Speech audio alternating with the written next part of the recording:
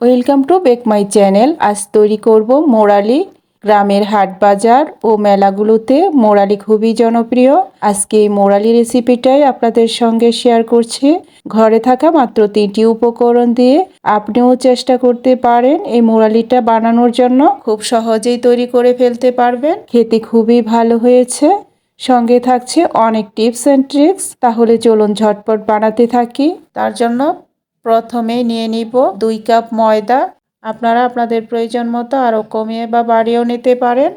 Half table চামচ লবণ আর দিয়ে দিব 1 টেবিল চামচ চিনি। আর চিনিটা দেওয়ার চেষ্টা করবেন, চিনিটা দিলে মোরালি আরও অনেক বেশি মুচমুচে হবে। এবার শুকনো উপকরণগুলো একসঙ্গে মিশিয়ে নিতে হবে। মেশানো হয়ে গেলে 4 টেবিল চামচ সয়াবিন তেল দিয়ে দিব। এবার হাতে ভালো করে মাখিয়ে নিতে হবে। ভালোভাবে মাখানোর কারণ হচ্ছে তাহলে মোরালি অনেক বেশি খাস্তা হবে। কিছুক্ষণ মাখানোর পর যখন দেখবেন ময়দা দানা দানা হয়ে গেছে আর মুঠি করলে দলা পেকে যাচ্ছে, তখন হালকা গরম পানি অল্প অল্প করে পানি দিতে হবে এবং ময়দাটা মাখাতে হবে। একবারে খুব বেশি পানি দিতে যাবেন না, তাহলে নরম হয়ে যেতে পারে। এবার অল্প অল্প করে পানি দিয়ে শক্ত করে একটা খামি মাখিয়ে নিতে হবে।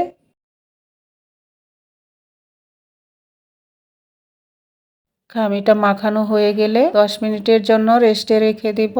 যেহেতু কুসুম গরম পানি দিয়ে খামিটা মাখিয়েছি, তার জন্য খুব বেশি সময় ধরে রেস্টে রাখতে হবে না, মাত্র 10 মিনিট রেস্টে রেখে দিলেই চলবে। রেস্টে রাখার পর খামিটা অনেকটাই সফট হয়ে গেছে। এবার খামিটাকে 2টা ভাগ করে কেটে নিব।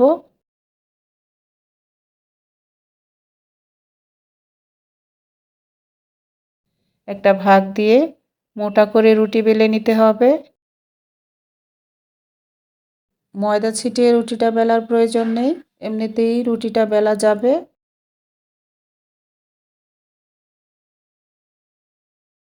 বেলে নেওয়া হয়ে গেছে। এবার আপনাদের কতটা পুরো করে বেলতে হবে দেখিয়ে দিচ্ছি।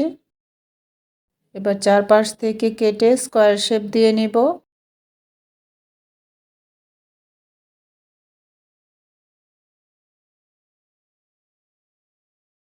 এবার মিডিয়াম মোটা করে পিস করে নিব। খুব বেশি মোটা করারও প্রয়োজন নেই, আবার চিকন করে ও কাটা যাবে না। কেটে নেওয়া হয়ে গেছে। এবার একটা পাত্রে তুলে রাখবো।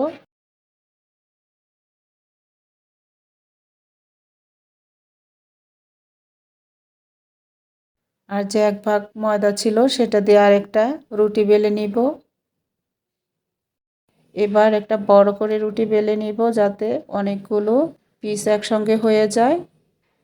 তার জন্য আরেকটা রুটি বেলে আপনাদের সঙ্গে শেয়ার করছি। একইভাবে মোটা করে রুটিটা বেলতে হবে। বেলে নেওয়ার পর এবার বড় বড় করে লম্বা করে কেটে নিব।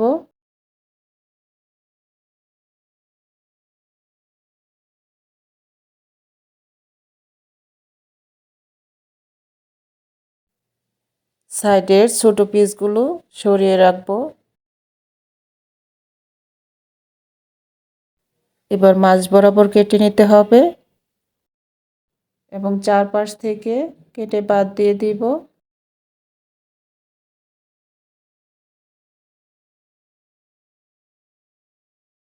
দেখতেই পাচ্ছেন একসঙ্গে কতগুলো পিস হয়েছে।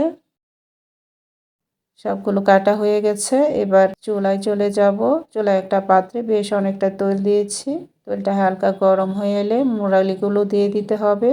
খুব বেশি গরম তেলে ছাড়া যাবে না, আবার ঠান্ডা তেলেও দেওয়া যাবে না। মিডিয়াম গরম তেলে দিতে হবে। এবার দিয়ে উল্টে পাল্টে ভেজে নিতে হবে। আর মোরালিগুলো দেওয়ার পর চুলার আঁচটা মিডিয়াম টু লো হিটে রাখতে হবে।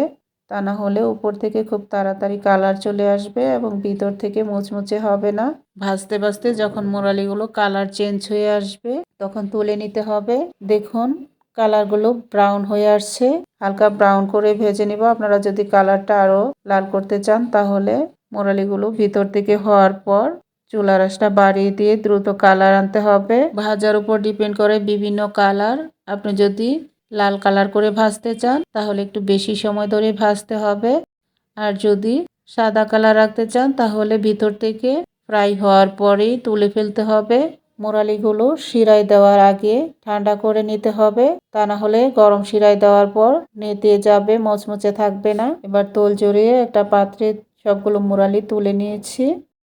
এবার শিরা তৈরি করে নেব। তার জন্য চুলায় একটা পাত্র বসিয়ে দিয়েছি, তার মধ্যে 2 কাপ চিনি দিয়ে দিব হাফ কাপ পানি। খুব বেশি পানি দেওয়ার প্রয়োজন নেই, কারণ বেশি পানি দিলে অনেকটা সময় ধরে জাল করতে হবে, তারপর ঘন করতে হবে।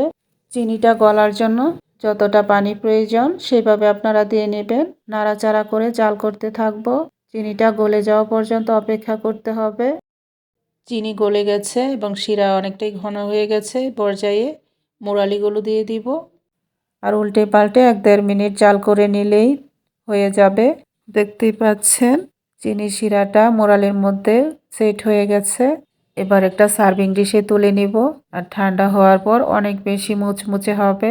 এটা আপনারা চাইলে অনেক দিন পর্যন্ত সংরক্ষণ করে রাখতে পারবেন। একটা এয়ারটাইট কন্টেনারে ভরে রেখে দিতে হবে। অবশ্যই বাসায় আপনারা এই রেসিপিটা ট্রাই করবেন। অসম্ভব মজার একটা রেসিপি, আপনারা বাসায় তৈরি করলেই বুঝতে পারবেন কতটা মজাদার। আশা করছি রেসিপিটি আপনাদের কাছে ভালো লেগেছে। আর ভালো লেগে থাকলে একটা লাইক আর কমেন্টস করতে ভুলবেন না। চ্যানেলে নতুন হয়ে থাকলে লাইক, কমেন্ট, সাবস্ক্রাইব করে পাশে থাকবেন। আবারও চলে আসব অন্য কোনো রেসিপি নিয়ে। সেই পর্যন্ত সবাই অনেক বেশি ভালো থাকবেন। আল্লাহ হাফেজ।